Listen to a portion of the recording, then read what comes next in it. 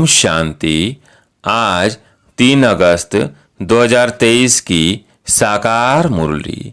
आज बाबा ने कहा, मीठे बच्चे, याद की यात्रा में टाइम देते रहो तो विकर्म विनाश होते जाएंगे। शव से ममत्व मिट जाएगा, बाप के गले का हार बन जाएंगे। प्रश्न, गॉड फादर द्वारा तुम बच्चे किन 2 शब्दों की पढ़ाई पढ़ते हो? उन 2 शब्दों में कौन सा राज समाया हुआ है? उत्तर, गॉड फादर तुम्हें इतना ही पढ़ाता कि हे आत्माएं, शरीर का भान छोड़ो और मुझे याद करो।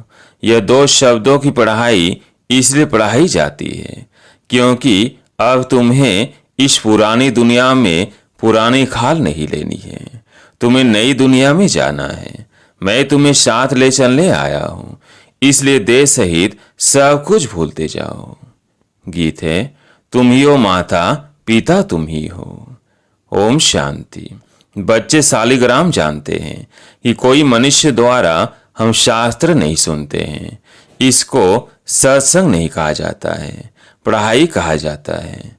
और मनुष्यों से पूछा जाए तो कहेंगे कि हम सत्संग में जाते हैं, वह कहेंगे कि हम कॉलेज में जाते हैं। यह तो जानते हो, सत्संग में साधु संत विद्वान आदि सुनाने वाले होंगे।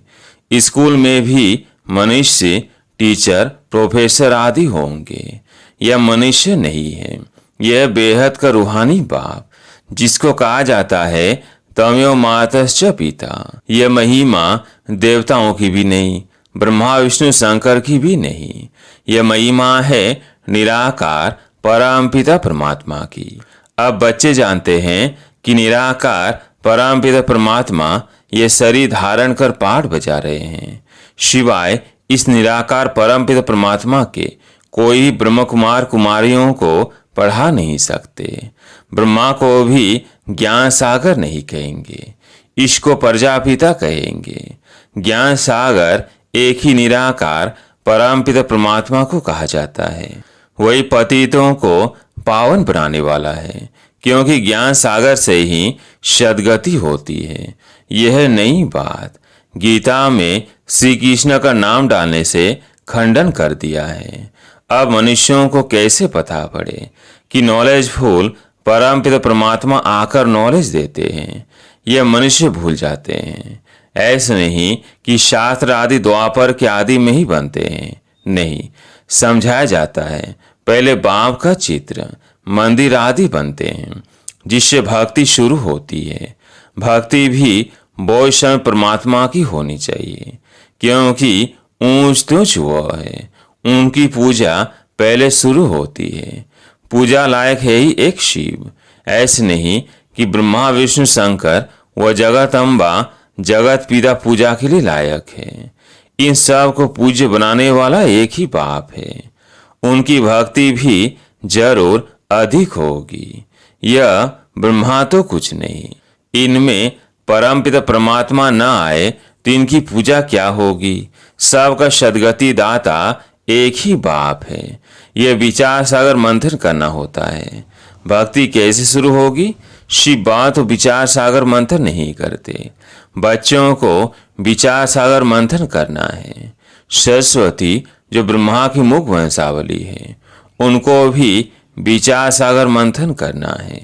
ऊंच तुच्छ है एक, अगर वो ना आए तो दुनिया को पतित से पावन कौन बनाए? सब मनुष्य मात्र पतित है। अब शिव बाबा ना आए तो स्वर्ग का वर्षा कौन देवे? निश्चय बुद्धि नहीं है तो विजय माला में पिरो ना सके। सपूत बच्चे सदैव गले का हार बनते हैं, बाप भी खुश होते हैं। यह बच्चा बड़ा सपूत आज्ञाकारी है। बौद्ध माँ बाप होते हैं जिनको 12 से 14 बच्चे भी होते हैं, जिनमें कोई कपूत कोई सपूत भी होते हैं। पतित पावन बाप के सिवाय पतितों का उद्धार कोई कर नहीं सकते हैं। तुम जानते हो कि गंगा नदी पर भी गंगा का मंदिर है, तो समझाना चाहिए कि गंगा फिर कौन है? क्या यह कोई शक्ति है जिससे पति से पावन बनते हैं, वह पानी से पावन बनते हैं? बाप कहते हैं कि गंगा पति तो पावनी नहीं, शिवाय योग के कोई पावन बन नहीं सकते। इसलिए तुम्हें कोई गंगा स्नान नहीं करना है। योग का अर्थ है याद, बुद्धि का योग लगाना है। वह तो बहुत योग आसन आदि लगाते हैं, अनेक प्रकार के हठ योग करते हैं, उनको योग नहीं कहा जाता है। माताएं अबलाएं हठ योग को क्या जाने।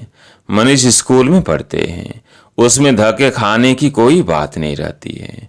कोई न कोई इम्तिहान पास करते हैं, जानते हैं ये इम्तिहान पास करके यह बनेंगे। यहाँ भी तुम जानते हो यह भी इम्तिहान है। गॉड फादर पढ़ाते हैं, वह पतित पावन। तुम्हारी है गॉड फादरली स्टूडेंट लाइफ।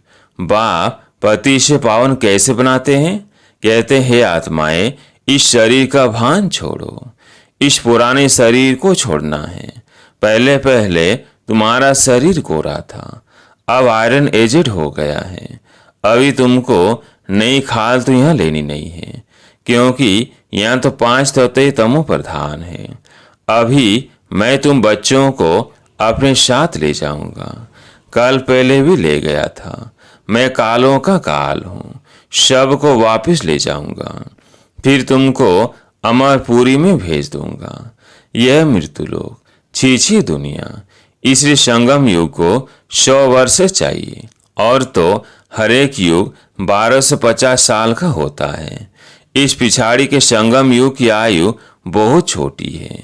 जैसे ब्राह्मणों की चोटी छोटी होती है, वैसे संगम युग की आयु भी छोटी है। फिर यह दुनिया खत्म हो जाएगी तो नए मकान आदि बनाने शुरू करेंगे। उसमें पहले श्री कृष्ण आता है।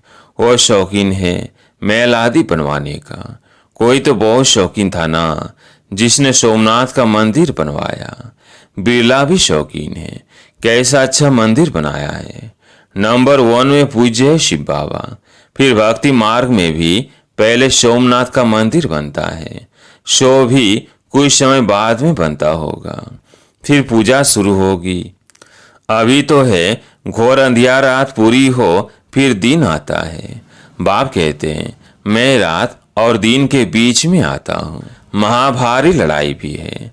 लिखा हुआ है कि यादवों के पेट से वह चीजें निकली जिससे सारे कुल का विनाश हुआ।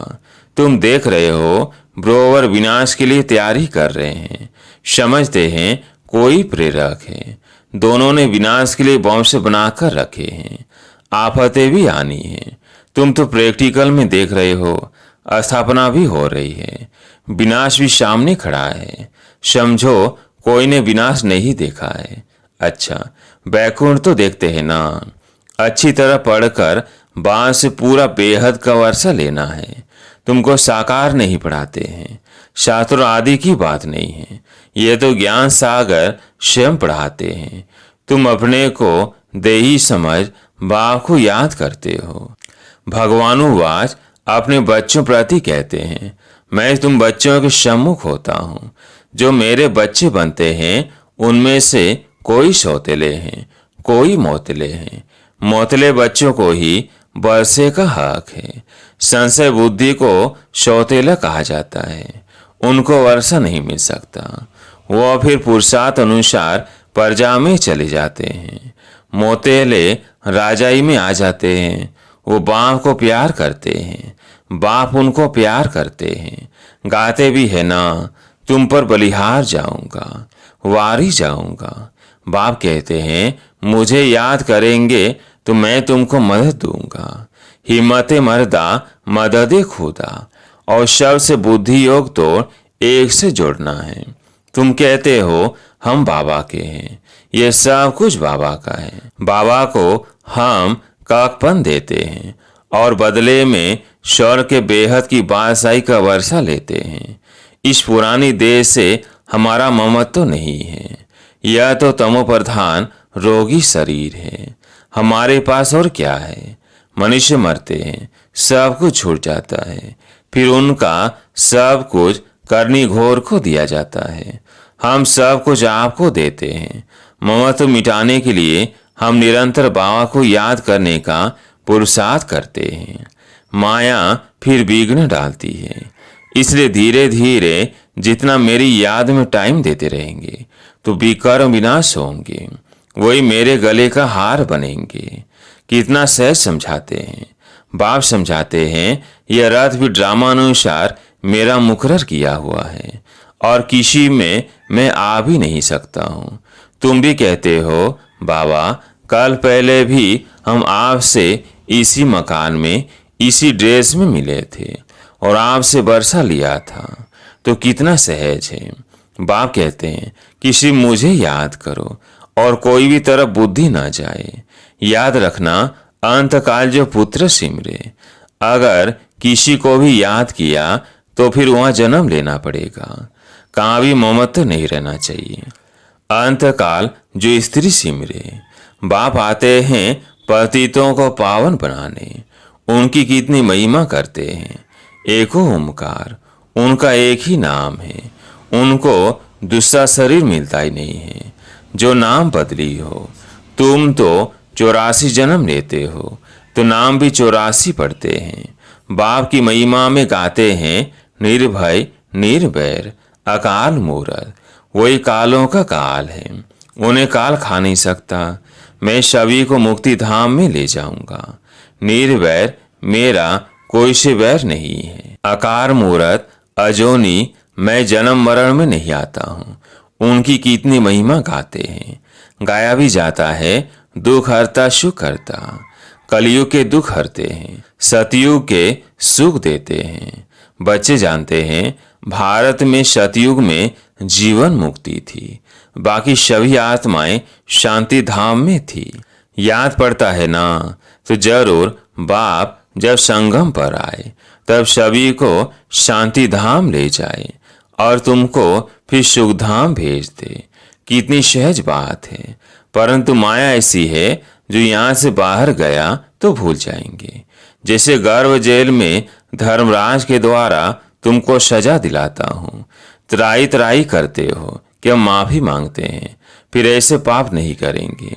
बाहर निकलने से फिर भी पाप करने लग पड़ते हैं। यह ही माया का राज्य।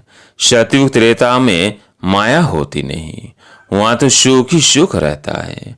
अभी तुम पढ़ रहे हो, इसमें घरबार छोड़ने की बात नहीं। बाप कहते हैं देह सहित सब कुछ भूल जाओ। तुम्हारा यह बेहद का संन्यास है। उन सन्यासियों का है हद का संन्यास। जंगल में जाकर फिर लौट आते हैं शहर में, नाम कितने बड़े बड़े रखवाते हैं। बाप कहते हैं मैं कितना सहज समझाता हूँ। बुढ़ियाएं कितनी है, कहती है हमको धारणा नहीं होती। अच्छा, यह तो जानती हो कि परमात्मा पढ़ाते हैं। वह कहते हैं सिर्फ मुझे याद करो, इसमें तो कोई तकलीफ नहीं है। अभी हमने 84 का चक्र पूरा किया है। यह हुआ 100 चक्र। आत्मा को चक्र का दर्शन होता है, यही निरोगी काया बनती है। चक्र को जानने से तुम ऊंच पद पाएंगे। इसलिए बाबा कहते हैं कि 100 चक्रधारी बनो।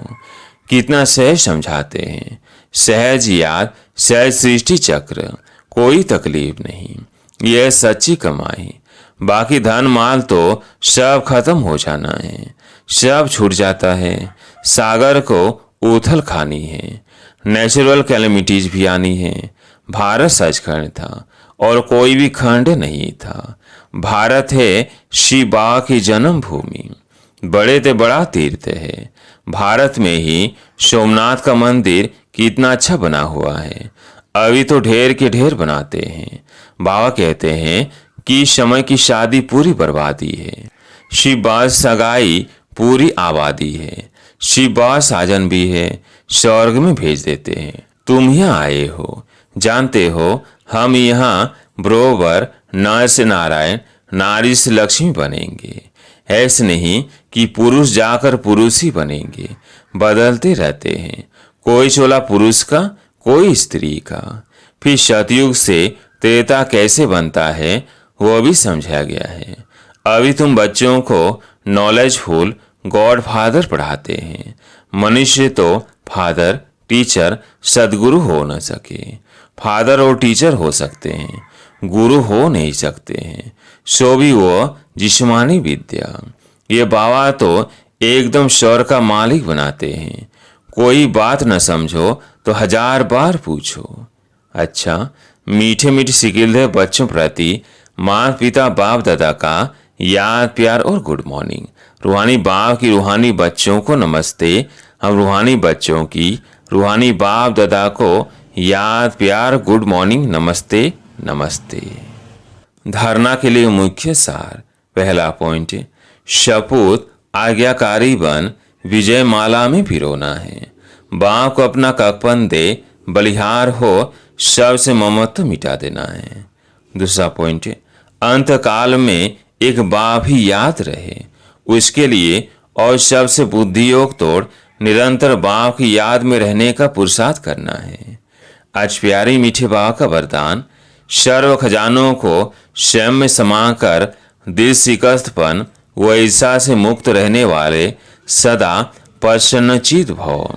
सर्व खजानों को स्वयं में समाकर दिल शिकस्तपन व ईर्षा से मुक्त रहने वाले सदा प्रसन्नचित भव। बाप दादा ने सभी बच्चों को समान रूप से सब खजाने दिए हैं, लेकिन कोई उन प्राप्तियों को स्वयं में समा नहीं सकते। वह समय पर कार्य में लगाना नहीं आता तो सफलता दिखाई नहीं देती, फिर स्वयं से दिल शिकस्त हो जाते हैं। सोचते हैं शायद मेरा भाग्य ही ऐसा है। उन्हें फिर दूसरों की विशेषता व भाग्य को देख ईर्ष्या उत्पन्न होती है। ऐसे दिल शिकस्त होने हुई ईर्ष्या करने वाले कई प्रसन्न नहीं रह सकते। सदा प्रसन्न रहना है तो इन दोनों बातों से मुक्त रहो। स्लोगन, स्वार्थ के बिना सच्चे दिल सेवा करने वाले ही स्वच्छ आत्मा है। स्वार्थ के बिना सच्चे दिल से सेवा करने वाले ही स्वच्छ आत्मा है। अच्छा, ओम शांति।